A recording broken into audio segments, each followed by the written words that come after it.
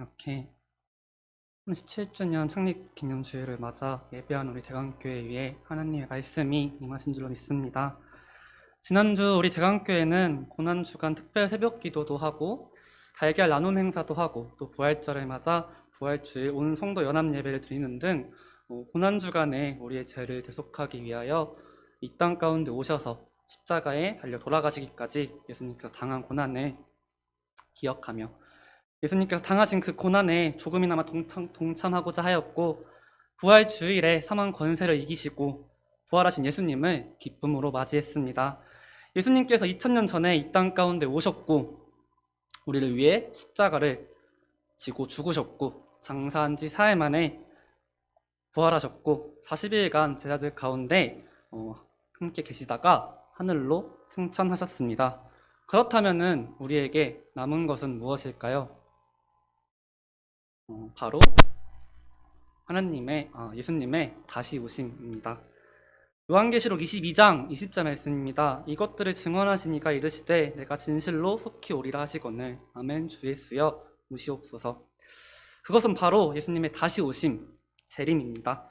예수님께서 승천하신 후에 제자들에게 다시 오시겠다고 약속하신 예수님의 약속을 붙들고 제자들은 그 약속이 이루어질 것을 기대하고 또 기다리며 살아갔습니다. 오늘날을 살아가는 우리 또한 제자들과 같이 예수님의 다시 오심과 또 예수님 다시 오심을 기대하고 기다리며 살아가고 있는 줄로 믿습니다. 지금 당장이라도 주님께서 오신다고 하면 아멘으로 화답할 수 있는 저와 대강교회 성도님들이 되시기를 기도합니다.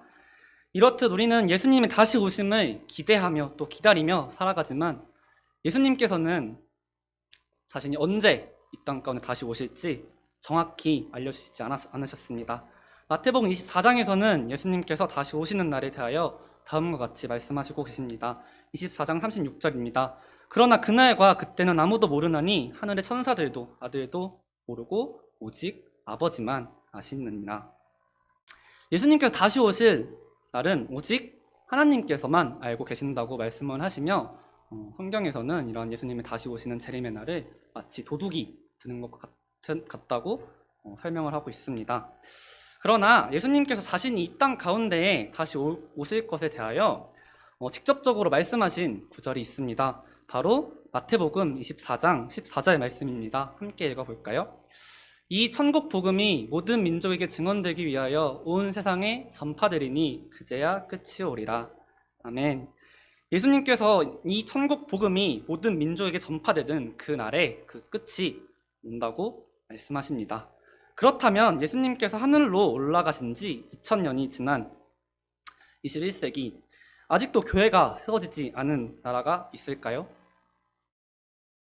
네, 있습니다. 어디일까요?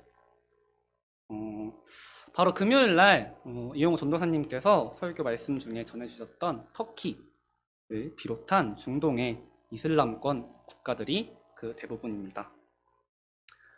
이슬람에서의 배교, 즉 이슬람이 아닌 다른 종교를 가지는 행위는 그 대가가 사형에 처하는 것이기 때문에 터키를 비롯한 중동의 이슬람 국가에서는 공식적으로 교회가 세워지지 않았으며 믿는 그리스도인들이 이때 지하교회에서 이렇게 숨어서 자신의 신앙을 지키며 나아가고 있는 그러한 신앙의 형태를 띠고 있습니다. 예수님께서 다시 오시려면 모든 민족에게 복음이 전해져야 한다고 하셨으나 오늘날 전 세계에 이슬람을 믿는 무슬림의 숫자가 얼마인지 다들 아시나요? 이 이슬람을 믿는 무슬림의 숫자는 자그마치 19억 명에 도달합니다. 그렇다면 이 19억 명의 무슬림들이 예수님께로 돌아오게 하려면 어떤 방법이 가장 효율적일까요? 우리가 생각하기로는 하나님께서 하신다면 사람의 마음에 감동을 주실 수 있으신 분이시니까 하나님께서 이슬람 지도자들의 마음을 감동시키신다면 19억의 무슬림들이 속히 예수님께로 돌아오게 될 것이고 그러면 우리가 그 기다리던 예수님께서 오실 날도 더 가까워지지 않을까라는 생각이 들기도 합니다. 그 이유는 실제로 초대 교회사를 생각해 보면은 기독교에 대한 로마의 박해가 극심하던 시절 로마의 콘스탄티누스 1세가 313년에 밀라노 칙령을 통해 기독교를 공인해버리자 모든 박해가 사라지고 유럽 전역에 기독교가 퍼져나갔던 걸 생각하면은 이러한 생각이 어떻게 우리 인간의 생각으로는 효율적인 방법이라고 생각을 할 수 있겠습니다. 그러나 인간의 생각과 하나님의 생각은 다름을 우리는 오늘 본문 말씀을 통해서 알 수 있죠. 하나님께 선택한 방식은 인간의 상식상 효율적인 방법과는 거리가 멀었습니다. 누가는 오늘 읽으신 본문 말씀의 저자인 누가는 누가복음 3장 1절과 2절에 그 당시 정치계와 종교계에 소위 말하는 지도자들이 누구였는지 세세히 기록하고 있습니다. 그 당시 분봉왕이었던 헤롯과 빌립과 루사니아부터 유대 총독 본디오 빌라도 그리고 로마의 황제 디베료까지 이들은 수많은 사람들을 다스리는 막강한 권력을 지니고 있는 인물들이었습니다. 또한 2절에 등장하는 안나스와 가야바는 그 당시 대제사장으로 유대인들의 종교 지도자였죠. 이러한 사람들에게 그 당시에 하나님의 말씀이 임하여서 예수님의 오실 길을 준비하게 했다면 예수님의 사역이 얼마나 편했을까요? 예수님의 말씀이 좀 더 쉽게 온 세계로 전파되었을 것입니다. 그러나 우리는 오늘 하나님의 말씀이 어디에 임했는지 살펴봐야 합니다. 2절 후반부를 보시면 하나님의 말씀이 어디에 임했다고 기록되어 있죠? 바로 빈들에 있는 사가랴의 아들 요한에게 임했다고 말씀하고 있습니다. 이것이 하나님께서 선택하신 전도의 방법입니다. 황제 디베료, 총독 본디오 빌라도, 분봉왕 헤롯, 대제사장 안나스와 가야바 이런 사람들에게 하나님의 말씀이 임해서 이들이 예수님의 오실 길을 준비했더라면 어쩌면 예수님께서는 십자가를 지실 일도 없었을지도 모릅니다. 그러나 하나님께서는 이들이 아닌 빈들에 있는 사가랴의 아들 요한을 택하셨고 전도의 방법으로 십자가의 길을 택하셨습니다. 이처럼 때로는 우리의 생각과 우리의 상식으로는 하나님의 지혜를 이해할 수 없습니다. 예수님께서는 마태복음 20장에서 다음과 같은 비유를 드십니다. 우리가 아주 잘 알고 있는 포도원의 품꾼 비유입니다. 이 비유에 등장하는 포도원의 주인은 오전 9시에 일하러 온 일꾼과 오후 5시에 일하러 온 일꾼에게 똑같은 1데나리온을 지급합니다. 9시부터 일한 사람이랑 5시부터 일하는 사람이랑 누가 더 일을 많이 했을까요? 9시부터 일하는 사람이겠죠. 그렇다면 당연히 오전 9시부터 나온 사람이 오후 5시에 나온 사람보다 더 많은 임금을 받는 것이 우리의 생각, 사고방식과는 맞는 것일 것입니다. 그러나 주인은 다음과 같이 말을 합니다. 마태복음 20장 13절로 14절 말씀입니다. 주인이 그 중에 한 사람에게 대답하여 이르되 친구여 내가 내게 잘못한 것이 없노라. 내가 나와 한 데나리온을 약속하지 아니하였느냐. 내 것이나 가지고 가라. 나중 온 이 사람에게 너와 같이 주는 것이 내 뜻이니라. 이처럼 인간의 지혜와 상식으로는 잘 이해되지 않지만 그것이 바로 하나님의 뜻이신 것입니다. 이에 대해 사도 바울은 고린도 전서에서 다음과 같이 말씀을 하고 있습니다. 고린도전서 1장 18절에서 29절에 이르기까지 긴 말씀이지만 오늘 함께 읽어보기를 원합니다. 십자가의 도가 멸망하는 자들에게는 미련한 것이요 구원을 받는 우리에게는 하나님의 능력이라. 기록된 바 내가 지혜 있는 자들의 지혜를 멸하고 총명한 자들의 총명을 패하리라 하였으니 지혜 있는 자가 어디 있느냐? 선비가 어디 있느냐? 이 세대의 변론가가 어디 있느냐? 하나님께서 이 세상의 지혜를 미련하게 하신 것이 아니냐? 하나님의 지혜에 있어서는 이 세상이 자기 지혜로 하나님을 알지 못함으로 하나님께서 전도에 미련한 것으로 믿는 자들을 구원하시기를 기뻐하셨도다. 유대인은 표적을 구하고 헬라인은 지혜를 찾으나 우리는 십자가에 못 박힌 그리스도를 전하니 유대인에게는 거리끼는 것이요 이방인에게는 미련한 것이로되 오직 부르심을 받은 자들에게는 유대인이나 헬라인이나 그리스도는 하나님의 능력이요 하나님의 지혜니라. 하나님의 어리석음이 사람보다 지혜롭고 하나님의 약하심이 사람보다 강하니라. 형제들아 너희를 부르심을 보라. 육체를 따라 지혜로운 자가 많지 아니하며 능한 자가 많지 아니하며 문벌 좋은 자가 많지 아니하도다. 그러나 하나님께서 세상에 미련한 것들을 택하사 지혜 있는 자들을 부끄럽게 하려 하시고 세상에 약한 것들을 택하사 강한 것들을 부끄럽게 하려 하시며 하나님께서 세상에 천한 것들과 멸시받는 것들과 없는 것들을 택하사 있는 것들을 폐하려 하시나니 이는 아무 육체도 하나님 앞에서 자랑하지 못하게 하려 하심이라. 아멘. 22절에 따르면 예수님 당시에 유대인은 표적을 구하고 헬라인은 지혜를 찾았다고 그랬습니다. 그렇다면 표적을 구하는 유대인들에게 예수님께서 매일같이 오병이어의 기적을 베푸셔서 그들로 하여금 먹을 것정을 얻게 하시고 하늘의 12군단의 천사들을 내리셔서 로마 제국을 무찌르고 이스라엘의 독립을 이루시는 것이 바로 그 당시 유대인들이 메시아에게 바라던 바였고 그러한 유대인들의 바라던 바에 맞추어 사역하는 것이 헬라인들에겐 지혜로 다가왔을 것입니다. 그러나 우리가 전하는 예수님은 십자가에 못 박혀 돌아가신 예수님이시죠. 당시 유대인들은 신명기 말씀에 따라 나무에 매달려 죽는 것이 하나님께 저주받은 사람이라 여겼기에 십자가에 달려 돌아가신 예수님을 전하는 것은 유대인들에게는 거리끼는 것이었고 이방인들이 보기에는 일어난 것이 된 것입니다.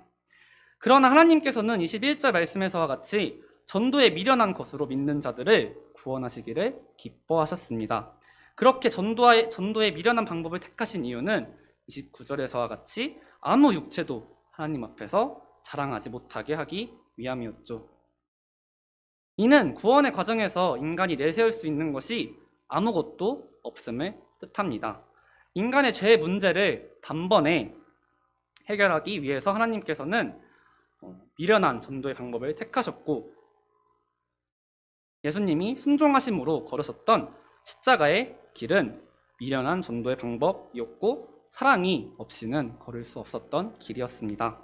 패션 오브 크라이스트라는 영화를 다들 한 번쯤 보셨을 것이라고 생각이 됩니다. 이사야서에서는 죄로 물든 인류와 하나님 사이에 화목제물로서 오실 예수님에 대해서 다음과 같이 예언을 합니다. 이사야서 53장 7절 말씀입니다. 그가 곤욕을 당하여 괴로울 때에도 그의 입을 열지 아니하였으며 마치 수도장으로 끌려가는 어린 양과 털 깎는 자 앞에서 잠잠한 양같이 그의 입을 열지 아니하였도다. 이사야서의 말씀대로 패션 오브 크라이스트 영화 내에서 예수님께서는 단 한마디의 불평과 불만은 없이 묵묵히 정말 도살장에 끌려가는 어린 양처럼 떨 깎는 자 앞에 있는 양처럼 그 길을 걸어 나가십니다.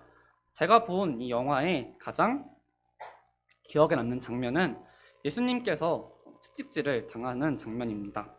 예수님께서 채찍질을 당하시기 전 로마의 군정들의 매질로 인해서 예수님께서는 정신을 잃듯 쓰러지시는 장면이 나옵니다. 그리고 그렇게 쓰러지신 예수님 앞에서 예수님을 비웃는 로마 군정들의 장면이 나오죠. 이 정도면은 충분히 구약 성서에서 예수님의 고난에 대하여 예언한 만큼의 고난을 다 받으신 것 같은데도 예수님께서는 쓰러지셨던 자신의 몸을 가누어 채찍질하는 매대 위에 오르시고 채찍질까지 당하시죠. 이러한 예수님의 모습을 보면서 예수님께서 단순히 구약 성서에 자신에 대해 그렇게 예언되어 있으니까 어쩔 수 없이 십자가를 지신 것이 아니라 우리를 사랑하셔서 십자가의 길을 걷기로 선택하셨다는 것이 마음속에 가장 크게 와닿았습니다. 예수님의 그 크신 사랑 앞에 우리가 내세울 수 있는 것이 과연 무엇이 있을까요? 그렇게 기독교는 은혜의 종교이며 사도 바울은 기독교를 믿는 그리스도인들을 그 크신 사랑의 빚진 자로 표현하고 있습니다. 기독교를 제외한 세상의 많은 종교들은 구원에 있어서 가장 중요한 것이 바로 자신의 행위입니다. 흔히들 4대 종교라고 불리는 종교들을 살펴보자면 불교에서는 반야를 증득함으로써 해탈의 경지에 이를 수 있고 이는 타율적으로 이루어지는 것이 아니라 스스로 이루어내는 것임을 말하고 있습니다. 이슬람교는 심판의 날에 자신의 선행과 악행을 저울로 무게를 재서 선행의 무게가 더 무거워야 구원을 얻을 수 있다고 말하고 있고 힌두교는 자신의 카스트에 따른 의무를 충실히 지켜야지만 종교적 구원을 얻을 수 있다고 믿고 있습니다. 그러나 우리가 믿는 기독교는 구원에 있어서 우리의 행위가 들어가지 않습니다. 내가 잘나서 나의 어떤 행위로 구원을 받는 것이 아니라 예수님의 십자가의 은혜로 받게 된 선물인 것입니다. 이에 바울은 에베소서 2장 8절과 9절에서 이렇게 고백합니다. 너희는 그 은혜에 의하여 믿음으로 말미암아 구원을 받았으니 이것은 너희에게서 난 것이 아니요 하나님의 선물이라. 행위에서 난 것이 아니니 이는 누구든지 자랑하지 못하게 함이라. 아멘.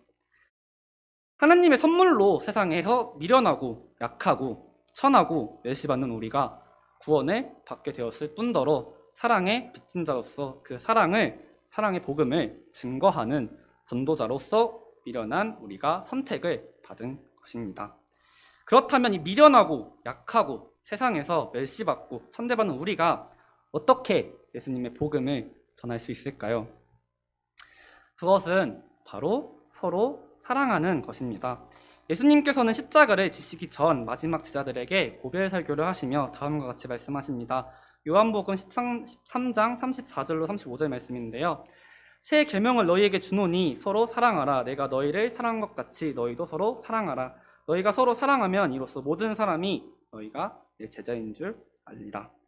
예수님께서 우리를 사랑하셨듯이 우리가 서로 사랑으로 섬길 때 예수님께서는 우리가 따로 전하지 아니하여도 사람들이 그 모습을 보고 우리가 예수님의 제자인 줄 알 것이라고 말씀을 하셨습니다. 그렇게 서로를 사랑으로 섬기며 세상을 사랑으로 섬기며 나아갈 때 잊지 않는 사람들이 우리의 모습을 통해 예수님을 보게 되는 것이지요. 그러나 이렇게 서로를 사랑하는 모습은 세상 사람들의 눈에 미련하게 비칠 뿐입니다. 왜냐하면 우리가 살아가는 세상은 점점 불법이 성하며 사람들의 마음속에는 사랑이 식어가고 있기 때문입니다.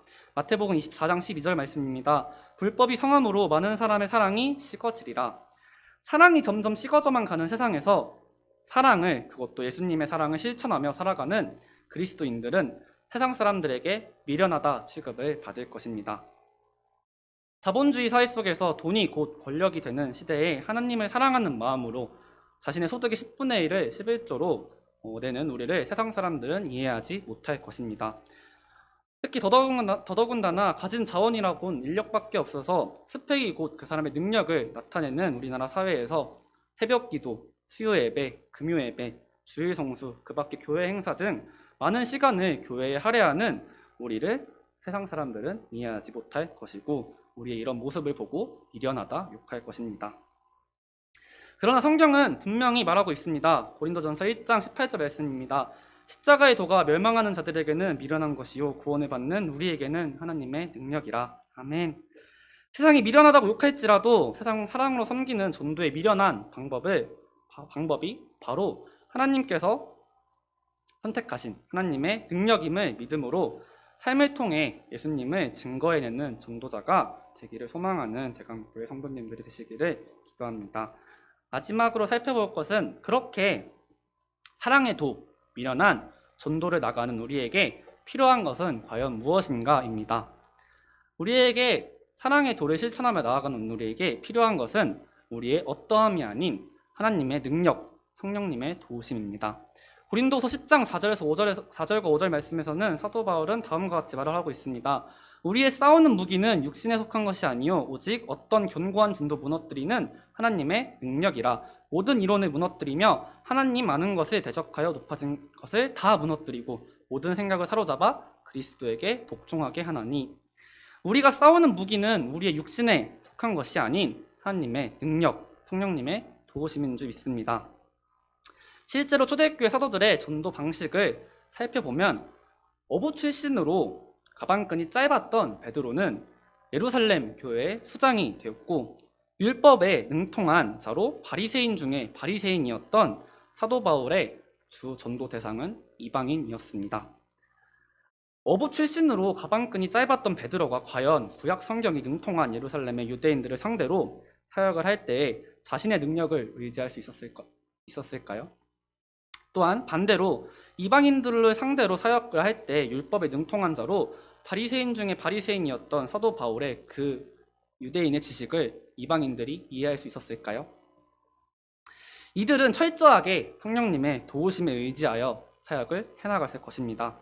이처럼 우리가 예수님의 십자가의 도를 증거하며 살아갈 때 찾아오는 모든 현실의 문제점들, 고난 속에서 우리가 의지해야 할 것은 우리의 어떠한 능력이 아닌 하나님의 능력, 성령님의 도우심인 줄 믿습니다. 이를 믿으며 믿음의 능력, 성령님의 도우심을 의지하며 나아가는 대강교회 성도님들이 되시기를 기도합니다. 이를 믿으며 믿음의 삶을 걸어 나가려 할 때에 마주하는 현실의 문제들을 육신의 어떠한 능력으로 통해서 해결하려고 하는 것이 아닌 하나님을 대적할 높아진 모든 이론을 무너뜨리는 하나님의 능력을 의지함으로 나아갈 수 있는 대강교회 성도님들이 되시기를 기도합니다. 말씀을 맺겠습니다. 우리는 예수님의 다시 오심을 기다리고 기대하며 살아갑니다. 우리에게 다시 오시겠다고 약속하신 예수님께서는 천국 복음, 예수님의 사랑의 복음이 온 세상에 전파되어질 때 이 땅에 다시 오시겠다고 말씀하셨습니다. 이를 위해 예수님께 선택하신 방법은 이 땅에 지혜 있고 힘 있고 강한 자들을 통한 전도의 방법이 아니었습니다. 우리는 하나님의 말씀이 그 당시 황제와 왕, 대제사장 가운데 임한 것이 아닌 보잘것없는 빈들의 사가랴의 집안에 임한 것을 우리는 기억해야 합니다. 천국 복음이 모든 민족에게 전파되기 위하여 예수님께서 선택하신 방식은 십자가의 미련한 전도 방법이었고 그 길은 사랑의 전도 방법이었습니다.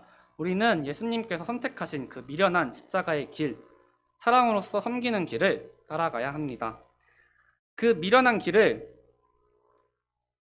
사랑으로 섬기며 나아가려고 할 때에 세상은 우리를 통해 예수님을 만나게 될 것입니다. 그러나 말세에 가까우면 가까울수록 사랑이 식어지는 이 세상 가운데에서 세상은 그렇게 사랑을 실천하며 나아가는 우리를 미련하다고 할 것이고 미련한 전도의 길, 사랑의 길을 걸어나가는 우리는 삶의 현실적인 문제들에 부딪히게 될 것입니다.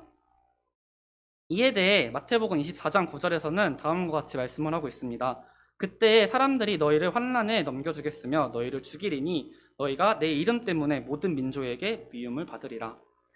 코로나19 이후로 코로나 전파의 주범이라는 사회적 매도 속에서 교회에 대한 인식이 급격하게 안 좋아졌고 이러한 사회적 분위기는 어디 나가서 그리스도인이라고 교회를 다닌다고 말하기가 꺼려지게 되는 사회가 오늘날 우리에게 다가왔습니다. 그러나 이러한 어려움 속에서도 우리가 의지해야 할 것은 미련한 우리의 육신의 어떠한 것이 아닌 하나님을 대적하여 높아진 모든 것을 무너뜨리는 하나님의 능력이요 성령님의 도우심입니다. 이를 의지함으로 믿음의 선한 싸움을 싸우고 또 싸워 이기며 또 이기는 대강교회가 오직 예수와 복음을 위하여 목숨을 걸고 나아가는 우리 대강교회가 이 어두운 세상을 예수님의 사랑으로 밝게 비추는 대강교회가 되기를 기도합니다. 기도함으로 마치겠습니다.